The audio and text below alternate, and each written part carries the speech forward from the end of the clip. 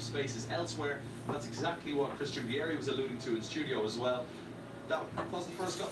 We were speaking about that yesterday. First of all, we were speaking that Real Madrid need a convincing win. Yesterday we were talking about these. Today we talk about that. Oh, see, like yesterday, someone just said we lost the war, but we're still battling for Champions League. And that's I agree. I totally agree. Offensively, but the key question. Oh, he's serious? Huh? Yeah, that was serious? What? That person was serious? Yeah. Really? Yeah. It's not like a Barcelona fan trolling? New orders to Kovacic following. Alright, we're gonna talk about the game that we just watched, El Clasico, a little bit. What a game, what a match. Oh man, It was beautiful. was it? It is definitely one to remember. Man, look at that. For you guys, it was Outclassed. one for me. Madrid does still have a chance in the Champions League, though. They do have a tough game against PSG, which, you guys think they're going to be able to beat PSG? In your opinion, what do you think? Okay, so when the game is in February, and I think after this game we have the winter break, right? Or is there one more? All week long here in the I think we have the winter break now, right, for a couple weeks. I believe so. So I think this is a bad way to go into a winter break, Absolutely. but I think winter break everybody chills out, takes a rest and relax, and just think about the new goals, going into the new year. I mean, with us, losing this game, I mean, I think it's definitely safe to say, La Liga's finished.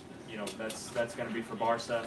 Good for you guys, but I mean, we're two-time defending champions for Champions League, so I think we're gonna. Because of some, some calls that were very unfortunate for the other team. Let's not dwell on those.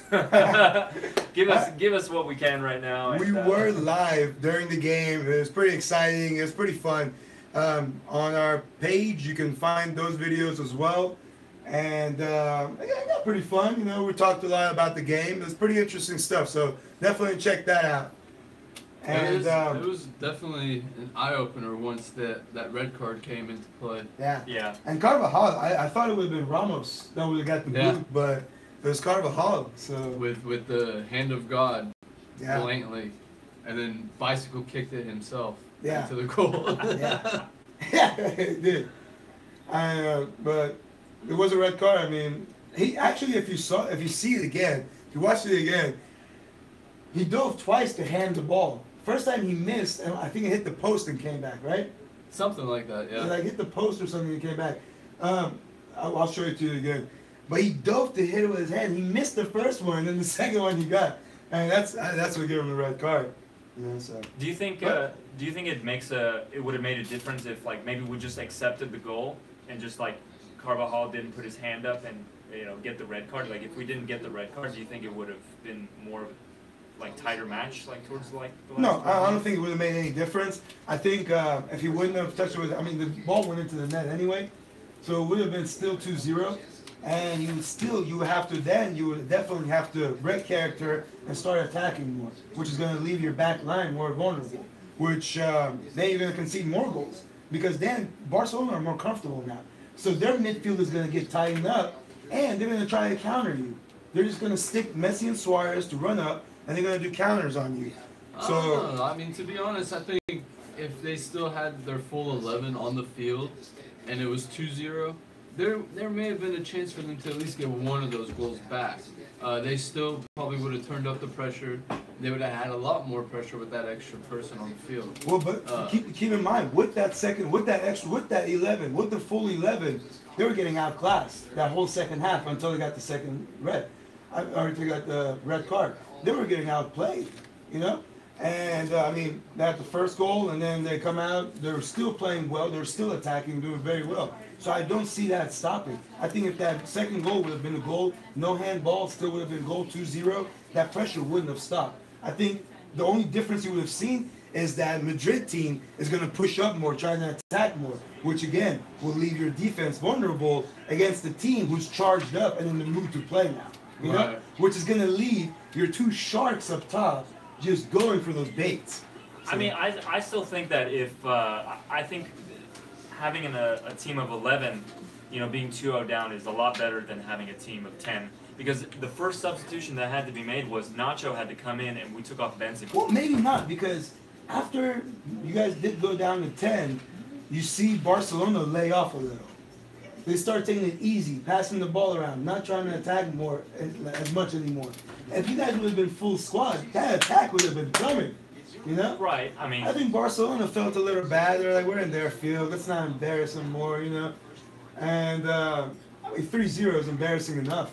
I don't know. You can never worry about embarrassing somebody, especially during El Clasico. Yeah, but, I mean, they had the option. With 10 players, they definitely had the option to go and get more goals, I think. What do you guys think? You guys think they could have got more goals if they had kept attacking up with 10 players? I mean... well, I mean, if you saw, like, the last, like, maybe 15 minutes of the game, we did have a couple chances. You know, like, Bale had that one chance, and I think there was another chance before that. Yeah, but there was no confidence there.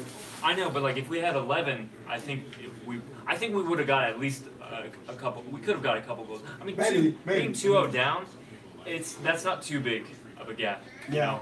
I mean, we've seen teams, you know, come back from. I mean, like you look back at like Liverpool when they had the Champions League against AC Milan. Like they were 3-0 down going into Yeah. halftime, and they came back 3-3. Yeah. And you know, Madrid has that quality to do that. But whenever you get a man down, you lose that confidence. And not you only a know, man so- down, one of your defenders. Yeah, So- exactly. I think if it was like a midfielder, I think it It's not- wouldn't have been too bad For me- because it's like because for like a midfielder, all you would have to do is just bring on another midfielder to replace him. Yeah, But absolutely. then when you lose a defender, it's like, well, you know, you have to take an attacking player off. Exactly. You know, so that was just. I think we, I mean, not to bash on on my team, but I think once that red card happened, it was like that Yeah. was it. Yeah. I mean, being 1-0 down is tough enough, you know, against a team like Barcelona, but then. You know, to add insult to injury, like, you know, whenever You made a great point. When you're 2-0 down, you lose a defender, you have to sacrifice one of your attacking players, and that attacking player, you need him to help you get back a goal for this 2-1. So now you've been put in a bad situation. So that's the result you see. And I think Barcelona did try to take it easy on them after that red card, because I think Barcelona, if they would have kept that same pressure on, they could have had 4 or 5 goals easy. But you know, Madrid did start out great. I mean, they had a great first half. You know, Amazing but- first half. Yeah. But that's the thing. It's a 90-minute match, you know? Yeah. And you have to play the whole 90. You never know what happens in a game. And that's what you Yeah, see. I mean, it's a game of two halves. Like, you had to. I think that was the thing. It's just. We had so much momentum in the first half. But then, like, when we did the, halftime, I'm sure, like, the team talks, like, the coach for both teams, said stuff to their players. And, like, I guess, Barcelona, they kind of received it, a little bit better. And we got a little disorganized. Yeah. I mean, as soon as we let up a little bit, Rakitic got that ball. He ran down the middle. The forwards kind of. That's the key thing. Yeah. They let up a little bit. Yeah. In El Clasico, you can't let up. This is the biggest match of these players' careers. Yeah. El Clasicos, that's the biggest rivalry in the world. Let's be honest. There's no rivalry.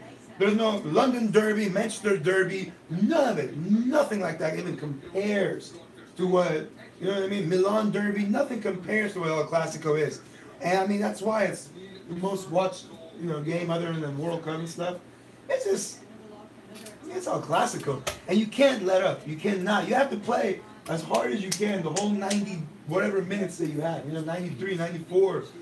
And that's what you saw. You absolutely nailed it. They let off and Barca didn't. Barca kept their game. And the thing is, Barcelona, they take a little bit to start warming up, to get their passing plays going, to get their Barcelona game going, Mm-hmm. And they didn't let off at all, and that's the difference you see. They started warming up, and Madrid started slowing down. And when one team's going up, and the other team's going down, it just makes it so much easier. Mm-hmm. And it's almost kind of like, I mean, if you look at this replay right here, I mean, look, Carvajal, he didn't mark Suarez. Look at Kovacic. Yeah, Kovacic. Look at Marcelo. There's 5 players around there. Mm-hmm. And all of them, look at this. Beautiful turn by Busquets. Beautiful ball. But look at that. Look. 1 player, 2 player, 3 player, 4 player, 5 players, Yeah. 5 players. And on top of that, they left Suarez alone too. So you have 5 players coming, basically, they're not even covering anybody. So see, as he's dribbling up, the two center defenders have to come in and get Rakitic, and then that left the wing players open. Exactly. And that was it. Look at Carvajal jogging back, trying to recover. Yeah. And you see when Messi, right there in the midfield, Messi took out Kovacic and Marcelo. Marcelo and Kovacic both dropped on Messi and stayed with Messi. You notice in that. And that's a crucial thing too, you know? Yeah. Yeah, it was unfortunate. I mean, that was like a little disorganization. You know, I mean, Carvajal and Marcelo on the wings. You know, they needed to anticipate that and pull back. You know, as soon as Barca got the ball and like Busquets was like kind of dribbling around and like looking for that hole to get Rakitic. See? Sorry to cut you off. This is what I was talking about. Oh, I hope they show the replay. I'm sorry to cut you No, off. it's okay. Look, come on, show the replay. Show the replay. Look at this. Well, we can rewind this thing and show them. Look right here. Look at Carvajal. Look at Carvajal. See that? You see him sticking out his hand, and then you got it again. Oh yeah, he did kick it back in. He did kind of. Yeah, he did kick it back in. But this is what I'm talking about. Like what I see, bicycles are in right here. But look at this part right here. See right there. He's the only person in goal. At that point, Carvajal is the only person in goal. See, Carvajal is the only one in goal, right? Yeah. Now watch his hand. Watch his left hand. You see his left hand come out? Yeah. Try to slap the ball, and he missed. And then he got in the second try.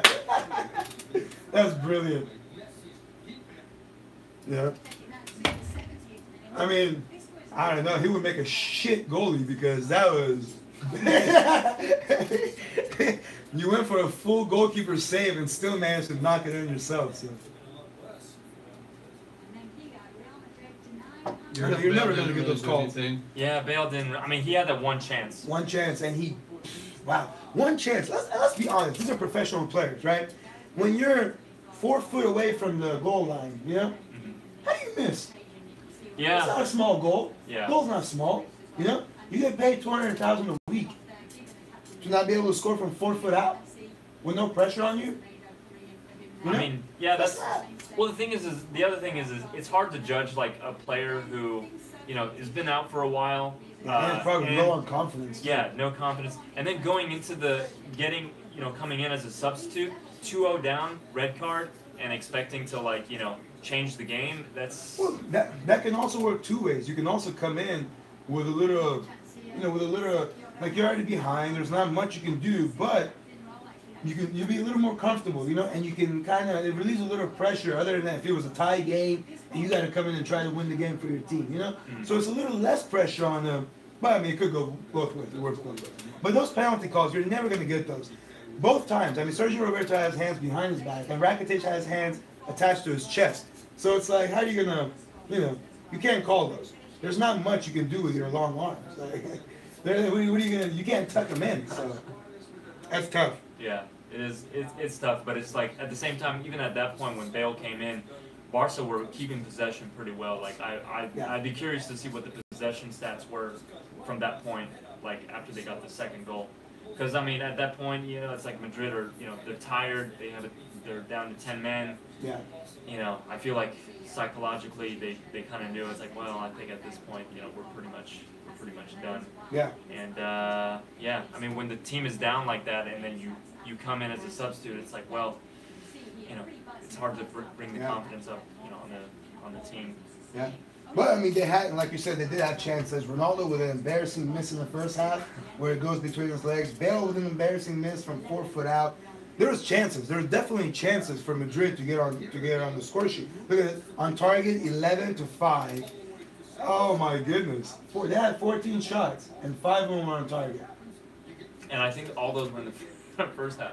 Yeah. Yeah. I think so. Yeah. Well, Except Bale's one gonna say Bale. yeah. Yeah, one Bale. Yeah. But that shows you, it's just like the second half. I mean, we needed to keep that intensity up from the beginning, and we just didn't. Absolutely. Yeah. I think it kind of came down more of Madrid's lack of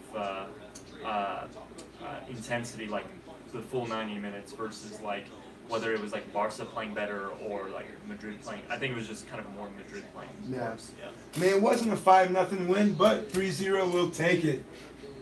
What do you guys think Madrid should do now? Do you think they need get rid of some players, bring in some new players? They need to give more chances to their younger players, like Asensio, like Isco. Those are the guys that need to get more shots, in my opinion. But I think with it pretty much, I mean, Zidane may not admit it's over, but it's like I think you'll. It's kind of one of those things you have to save face. You know, it's like, oh, it's the second half of the season. You know, just about to start. You can't really tell people, oh well, we're pretty much done. They're gonna.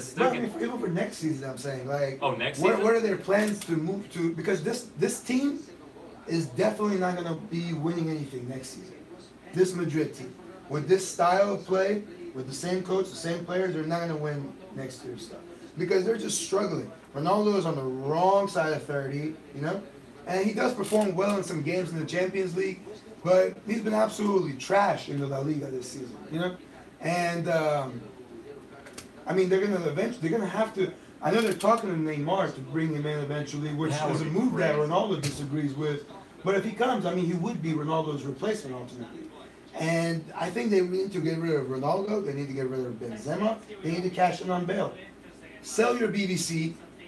Give more chances to your players and bring in some good players like Neymar. Buy them. Buy Neymar. Buy Dybala. You know. Buy Hazard, then you have but Neymar and Hazard play the same position, so they're kind of tough. You know. I don't know. I don't think they'll just like. I mean, we say all this stuff, but I don't think they'll just start offloading people. Like, oh, we had a bad season, we're gonna offload it. Because the past 2 years, we've had pretty good seasons. Well, they're fortunate though. A lot of those big games they were just very fortunate to win. But. Well, I mean, a lot of times like you need that, for those kind of games. Yeah, absolutely. But I don't think they'll go drastic and offload some people. I think maybe they may have to make 1 or 2 changes. I think they already kind of have, those people like but they're on the bench. Yeah. So I think maybe they'll offload like 1.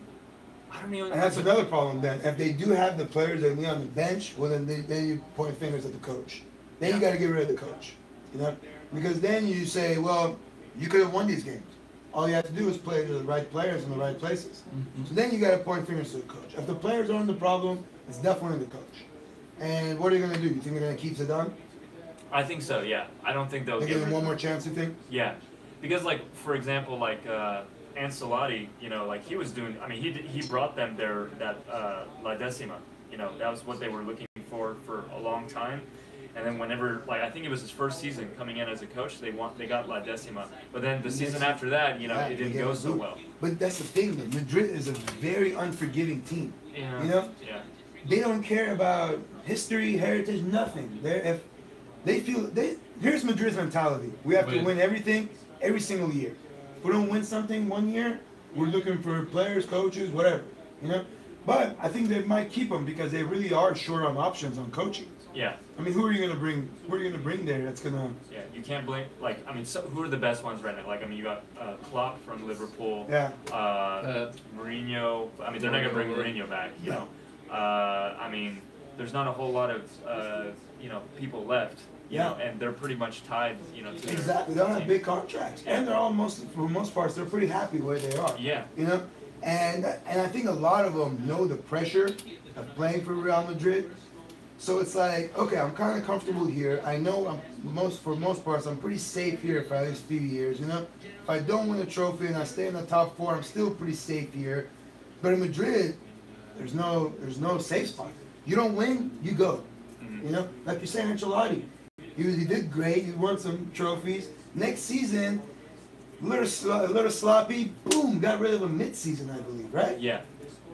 But see, very unforgiving team. But where Zidane, like, I think has a little bit more favor. Number 1, he's like a legend for Madrid, and number 2, that's the only thing I think that might say. Well, it's a combination of that, and for the past 2 seasons they've won trophies. League, yeah. So not just trophies, but Champions League. Right. Yeah. Those are the big. Those are the big ones. Yeah. So if he wins the Champions League again this year, he's not going anywhere. I don't see Madrid winning this season. I guarantee you. I think it'll be between Bayern or Barcelona. I don't see Bayern. Bayern is playing well. Bayern just spanked PSG in the last match too. Bayern has turned things around. Bayern is a tough team. I honestly think it's going to be the two teams' favorites to win are going to be Barcelona and Bayern. I think PSG is not going to be able to do it. They'll eventually get in the brawl with each other mid-match. Yeah. So, you'll see Cavani just headbutting Neymar. That's the thing. The teams that have those type of problems, those internal problems like that, they usually don't win champions. You know? Yeah. They're gonna win the French league because French league, let's be honest, it's pretty shit. You know, it's Yeah. not.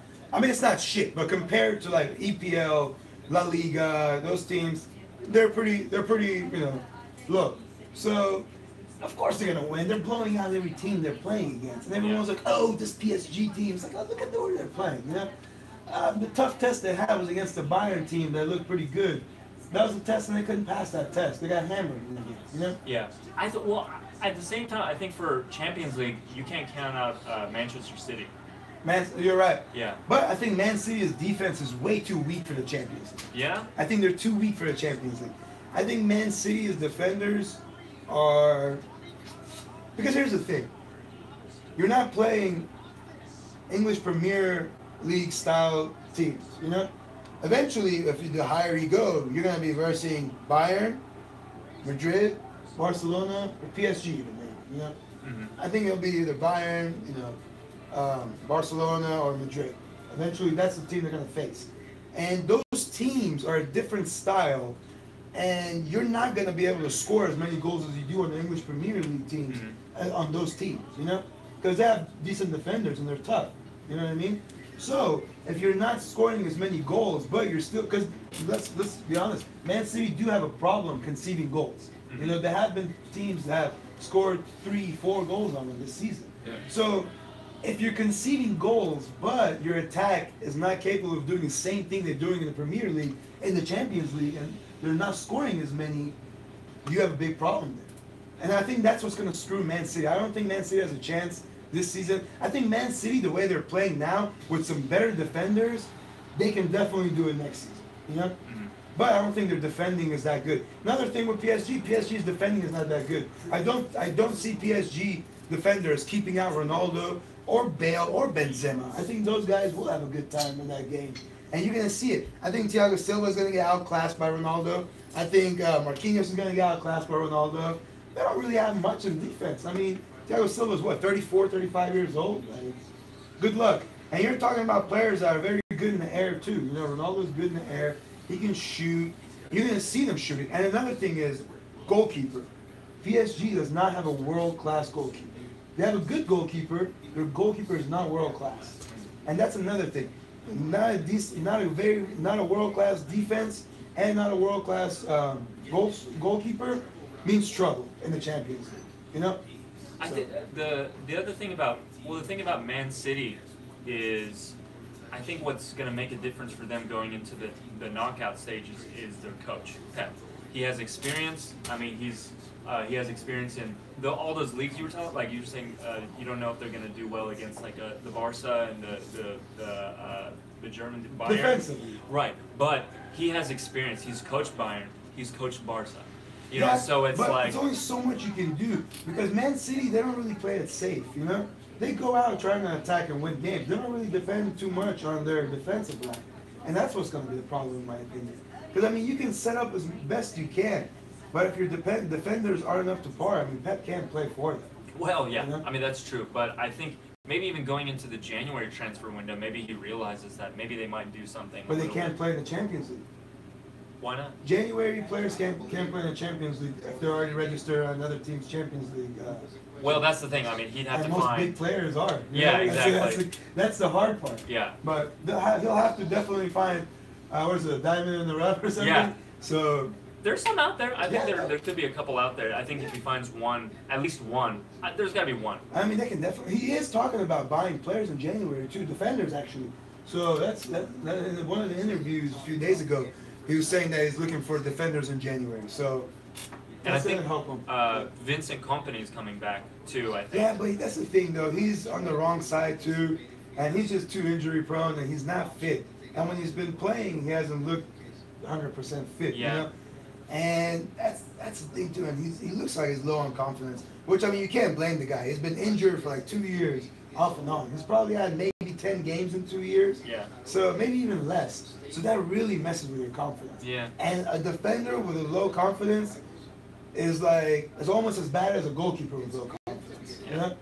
Because you're block, you're saving your goals. And stuff like you'll that. make silly mistakes, you know? Yeah. You'll second guess yourself. That's the worst thing, is when you second guess yourself in defense. You know, a lot of people in offense, a lot of forwards do it, they second guess, and they'll miss chances. No big deal, they'll get another one. But a defender, if he second guesses himself, it can cost him. It can really cost him. Yeah. I think, for me personally, I think if Real Madrid doesn't win it, my pull is for Man City. I think, I just think just because of their depth and the experience of their coach. I mean, he won it several times with Barca, and then I think with Bayern, didn't he go to the final? No, semifinal. Semifinal. I think yeah. semifinal, and Barcelona knocked them out in both games. They beat them. Yeah. So yeah, I think Man City, it'll be either. And that's the Real thing Madrid too. or Man Like City. Pep has had a hard time against Barcelona. You know, Yeah. he's had some hard times against Barcelona. When he was coaching Bayern, that was a tough Bayern team too. They lost both games against Barcelona. You know, second game they started coming back because Suarez got injured, but Suarez was the best player in that second game, in my opinion. He was just playing incredible. But I mean, you never know. You never know what happens. It's football, you know. At any given day, someone can have a bad day, someone can have a good day, and that's the difference. Yeah. But if you look at, like, on paper, I think they do have some defensive issues, and that's what's going to keep them from getting the Champions League. They'll definitely win the league. That's done. Yeah, that's the other interesting thing. Those teams that are the big teams that are in the knockout phase. PSG, Barca, and Man City. Those three teams. The thing that they have in common is like there's like a 10 to 12 point gap. I mean, Madrid's on the bottom of that, you know, but then Barca and Man City, they're like 10 or 12 points ahead. So for these three teams, they have like the luxury of like resting players. Yeah. Bayern too? Is Bayern? Bayern is winning too. Bayern is too much ahead too. Yeah. I think so far, Bayern, PSG, Barcelona, and Man City are champions in the league. Yeah.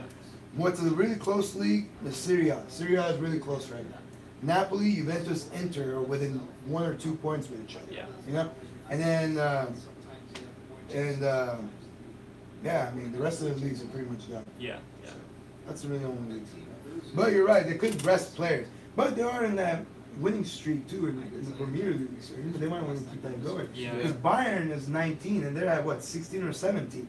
Man City is 16 or 17. So they still got a few games to go to catch up to Bayern. Yeah. And in the Premier League, I think Pep wouldn't want to really risk it to slip points. No, definitely So yeah, I don't think he'll rest too many players. Which I mean, he already does rest players. Like Aguero, he does a little rotation. Yeah. Aguero gets rested. I think De Bruyne should get rested. Silva's got injured, but. Yeah. Yeah. I think that's the other thing. Like you have to be careful, like how much you rest the players, because going into those big games that you need them to be, there, like they have to have like a good form going in. Exactly. But if they have too much rest, then it's like when they get there, it's like they haven't had enough game time. Yeah. To have that confidence. Absolutely. That can be effective. What do you think? No, for sure. I think Pep's had that issue at Barcelona and even at Bayern with overplaying the players. Pep, Overworking them in training yeah, too. stressing them out as far as over training them, dealing with a lot of injuries. Hasn't really had too many problems here at Man City, but I could see it becoming an issue here soon, definitely, just because the style of their play that has changed so much. They didn't used to play at such a fast pace as they do right now. It's too early. Okay, go ahead. Sorry. So with that being said, I mean, I could see if he doesn't start doing any rotation, that he's gonna deal with some injuries. Yeah. Definitely here soon. Which already has. Silva's injured, which he was one of the key players for them. Yeah. And I don't think there's really a return date set for him. Yeah. And without Silva and De Bruyne, I think you're gonna see a whole different City team.